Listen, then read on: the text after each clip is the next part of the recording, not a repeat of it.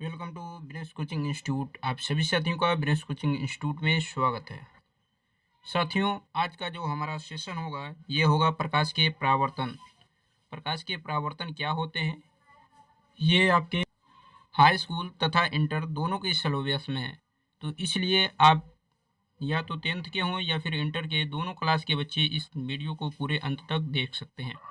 इसमें हम एक एक चीज़ क्लियर करेंगे, पूरी अच्छी तरीके से समझाएंगे कि प्रकाश का परावर्तन क्या होता है और प्रकाश के परावर्तन से कैसे बोर्ड के एग्जाम में आपके क्वेश्चन बनते हैं। तो चलिए हम शुरुआत करते हैं। सबसे पहले समझेंगे प्रकाश को, क्योंकि प्रकाश का परावर्तन हो रहा है तो हमें सबसे पहले समझना होगा कि प्रकाश क्या है।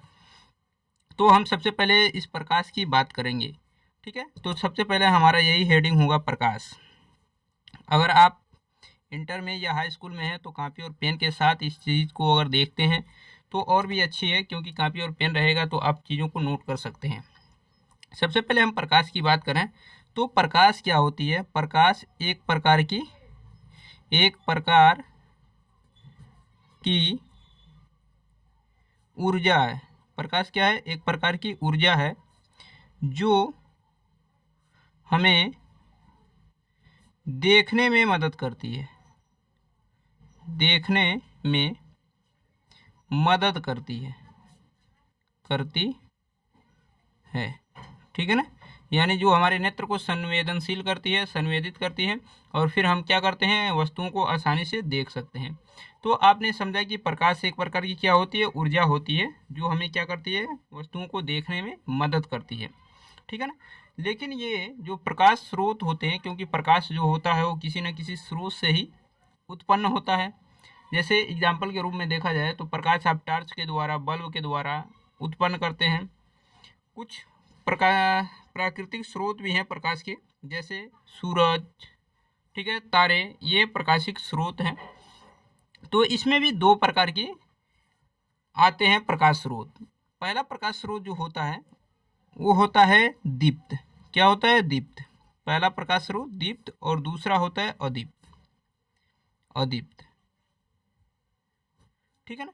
दीप्त क्या होता है? जिसमें प्रकाश स्रोत खुद से प्रकाश उत्पन्न करता है उसे दीप्त कहते हैं। जैसे सूर्य या फिर सूरज हुआ, फिर तारे हुए, ये ऐसे स्रोत हैं जो प्राकृतिक भी हैं और इसके साथ साथ ये खुद से प्रकाश उत्पन्न करते हैं, तो इन्हें हम दीप्त कहते हैं। उसके बाद आते हैं अदीप्त की बात अगर हम कर लें तो प्राकृतिक स्रोत में अदीप्त में आ जाएगा आपका चंद्रमा खुद से प्रकाश उत्पन्न नहीं करता है, ये आप भूगोल वगैरह में भी पढ़े होंगे। तो चंद्रमा क्या होता है, खुद से प्रकाश उत्पन्न नहीं करता है, ये सूर्य के प्रकाश से प्रकाशित होकर चमकता है, और उसके साथ साथ ये प्राकृतिक है। और अगर मानव निर्मित अगर बात करें तो जैसे मानव निर्मित में मोमबत्ती हो गया, मोमबत्ती, ठीक है ना। और भी जो भी चीज़ें आप क्या करते हैं, जलाते हैं, वो मानव निर्मित द्वारा होती हैं। जो खुद से प्रकाश उत्पन्न करती हैं उसे आप दीप्त कह सकते हैं, जो खुद से प्रकाश उत्पन्न नहीं करती हैं उसे आप अदीप्त कह सकते हैं, ठीक है ना। अच्छा, जैसे अब यहाँ पर हम बात करेंगे, मेन हमारा जो टॉपिक होगा वो होगा प्रकाश के परावर्तन, क्योंकि आपको प्रकाश के परावर्तन से चीज़ें पूछी जाएंगी। तो यहाँ पर हम बात कर लें तो ये मोमबत्ती जो होगी ये प्रकाश स्रोत में होगी, तो इसलिए हम मोमबत्ती को कैंसिल कर देंगे, ठीक है। ये मानव निर्मित में प्रकाश के स्रोत में आएंगे, ठीक है। अब उसके बाद हम बात करें तो अब इसके बाद बात करते हैं हम प्रकाश के परावर्तन की। तो प्रकाश के परावर्तन होते क्या हैं, इसको आज हम लोग बहुत डिटेल में और बहुत अच्छी तरीके से हम लोग समझेंगे। सबसे पहले हम एक फिगर बनाते हैं और वहाँ से चीज़ों को समझते हैं। प्रकाश के परावर्तन को समझने से पहले हम क्या करते हैं, प्रकाश के स्रोत को समझा और उसके साथ साथ हम प्रकाश की प्रकृति को समझ लेते हैं कि प्रकाश का प्रकृति क्या है। तो प्रकाश की प्रकृति में हम सबसे पहले बात करेंगे प्रकाश की प्रकृति। अब प्रकाश की अगर प्रकृति की बात किया रहे, नेचर ऑफ लाइट, तो प्रकाश की प्रकृति में बात अगर किया जाए तो प्रकाश जो होती है वो सीधी रेखा में चलती है। प्रकाश एक सरल रेखा या सीधी रेखा आप कह सकते हैं, सरल रेखा में चलती है, ठीक है ना। प्रकाश क्या होती है, एक सरल रेखा में चलती है, ठीक है ना। दूसरी चीज क्या है कि प्रकाश जो है वो जो भी ज्ञात चीजों हैं उसमें सबसे अधिक अगर किसी की चाल है तो वो प्रकाश की चाल होती है, यानी प्रकाश की चाल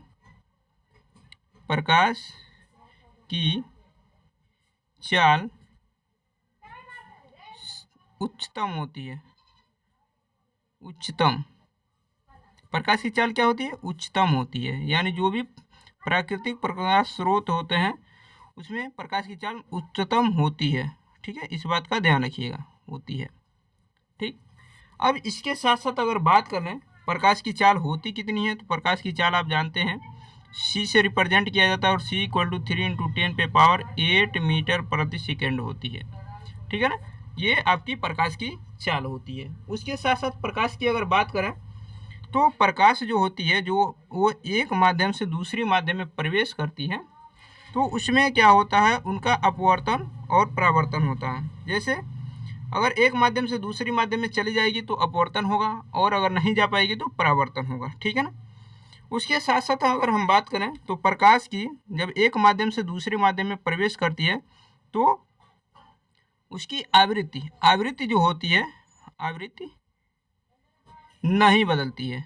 प्रकाश की आवृत्ति नहीं बदलती है, तरंगदैर्ध्य बदल जाएगा, उसकी चाल बदल जाएगी, लेकिन उसकी आवृत्ति नहीं बदलती है, ठीक है ना, आवृत्ति नहीं बदलती है, ठीक है। उसके साथ साथ अगर कुछ चीज़ें और हम बात करें 4th नंबर की, तो प्रकाश जो होता है उसका जो कलर होता है वो डिपेंड करता है उसकी आवृत्ति पर। इसीलिए लाल रंग का प्रकाश अगर किसी माध्यम में प्रवेश कर रहा है तो लाल ही रहता है, यानी प्रकाश की जो रंग होते हैं वो डिपेंड करते हैं उसकी आवृत्ति पर, ठीक है। प्रकाश तरंगदैर्ध्य और उसकी आवृत्ति में जो संबंध होता है वो सी इक्वल टू फ्यू लेमडा। सी क्या है, प्रकाश की चाल है, फ्यू या न्यू फ्यू कह सकते हैं, यह होती है आवृत्ति जिसको फ्रीक्वेंसी कहा जाता है। लेमडा क्या है, तरंगदैर्ध्य है। तो ये होती है प्रकाश की कुछ प्राकृतिक चीजें, प्रकृति जिसके बारे में हम लोगों ने जाना है। अब प्रकाश की प्रकृति के बाद हम बात करेंगे प्रकाश के परावर्तन की। ये चीज़ें जानना बहुत ज़रूरी है क्योंकि जैसे ही प्रकाश का परावर्तन होगा तो उसमें बहुत सारी चीज़ें आएंगी, तो जिसमें हमने क्या किया है, मुख्य चीज़ें आपको बता दिया है ताकि आपको किसी भी प्रकार की डाउट न रहे। अब चलते हैं आगे, इसकी समझेंगे प्रकाश के परावर्तन को। ये प्रकाश का परावर्तन क्या है अब उसको हम लोग समझेंगे। तो देखिए यहाँ पर एक फिगर बनाया गया है। प्रकाश का जो परावर्तन होगा वो किससे होगा, सबसे पहले ये समझती हैं। तो प्रकाश का जो परावर्तन होगा वो किसी दर्पण से होगा। दर्पण क्या होता है उसके बारे में अभी हम इसी वीडियो में आगे बताएंगे। जैसे मान लीजिए ये क्या है, आपने बचपन में आईना वगैरह क्या किया होगा, रिफ्लेक्ट किया होगा, यानी किसी की आंख पर उसकी प्रकाश की किरणों को रिफ्लेक्ट करके डाला होगा, क्योंकि बचपन में ये सारे लोग करते हैं। तो यहाँ पर प्रकाश के परावर्तन में की घटना वहाँ पर कार्य करता है। तो जो ये आईना होता है यानी कांच का एक टुकड़ा होता है जिसके एक तल में हम क्या करते हैं, पॉलिश लगा देते हैं। ये पॉलिश होती क्या है, ये पॉलिश जो होती है वो पारे की पहले हम पॉलिश कर देते हैं, उसके बाद इस पर लाल पेंट चढ़ाया जाता है जिसे आप लेड ऑक्साइड कहते हैं। तो उस पर क्या होता है, लेड ऑक्साइड होता है, वो चढ़ाया जाता है। आप चाहें तो आईना वगैरह में देख भी सकते हैं। अब यहाँ पर क्या होता है कि प्रकाश स्रोत जो है यहाँ पर है, मान लीजिए कोई प्रकाश स्रोत है जिसे आप सूरज भी का समझ सकते हैं या कोई टार्च वगैरह समझ सकते हैं। तो यहाँ से जो प्रकाश की किरणें आ रही हैं इस चिकने सतह पर, एक तरफ हमने पॉलिश लगा दिया है और जब पॉलिश लगा दिया तो प्रकाश की किरणें यहाँ से टकराएंगी और टकरा के उसी माध्यम में वापस जाएगी। कहाँ जाएगी, उसी माध्यम में। अब देखिए जो किरणें यहाँ आती हैं तो उसे हम कहते हैं आपतित किरण, आपतित किरण, इंसिडेंट रे, ठीक है। और जो किरणें टकरा के वापस जाती हैं उसे हम कहते हैं परावर्तित किरण, परावर्तित किरण यानी रिफ्लेक्टेड रे। ये हो गई परावर्तित किरण, ठीक है। और ये जो आपको दिख रहा है ये है आपका अभिलंब यानी नॉर्मल जिसे बोलेंगे अभिलंब, ठीक। तो यहाँ पर प्रकाश के परावर्तन में होता क्या है कि जब प्रकाश की किरणें किसी प्रकाश स्रोत से किसी चिकने तल पर टकराती हैं और टकरा के उसी माध्यम में वापस जाती हैं तो ये घटना जो कहलाता है इसी को हम कहते हैं प्रकाश का परावर्तन। एक बार रिपीट करें, प्रकाश के किसी चिकने तल से, प्रकाश के किसी चिकने तल से, किसी चिकने तल से तल से टकराकर उसी माध्यम में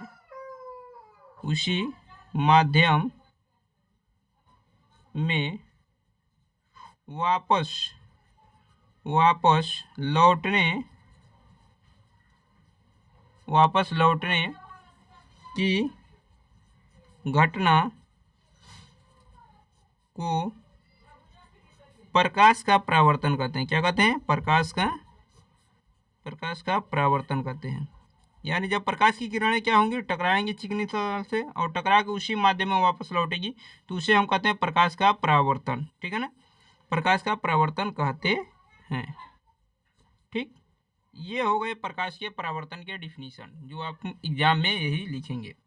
अब प्रकाश के परावर्तन के बाद प्रकाश के परावर्तन के कुछ नियम भी हैं, उस नियम को हम समझ लेते हैं। प्रकाश के परावर्तन के नियम क्या है? ठीक है, तो चलिए प्रकाश के परावर्तन के नियम समझते हैं। परावर्तन के नियम।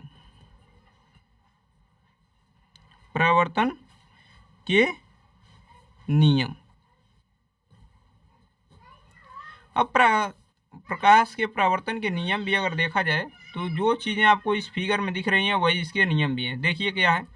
सबसे पहले अगर बात करें, ये आपतित किरण है और ये है परावर्तित किरण।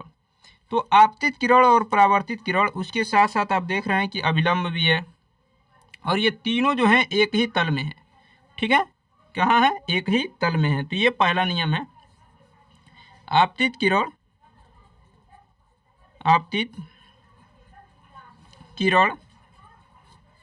परावर्तित किरण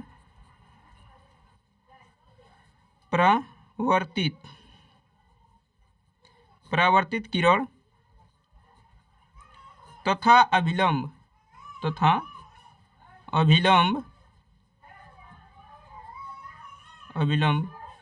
तीनों एक ही तल में होते हैं। क्या होते हैं?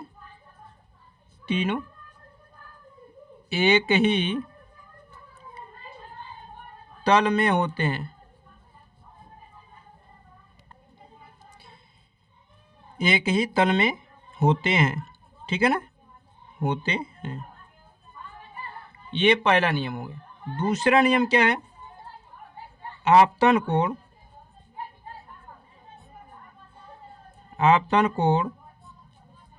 I बराबर परावर्तन कोण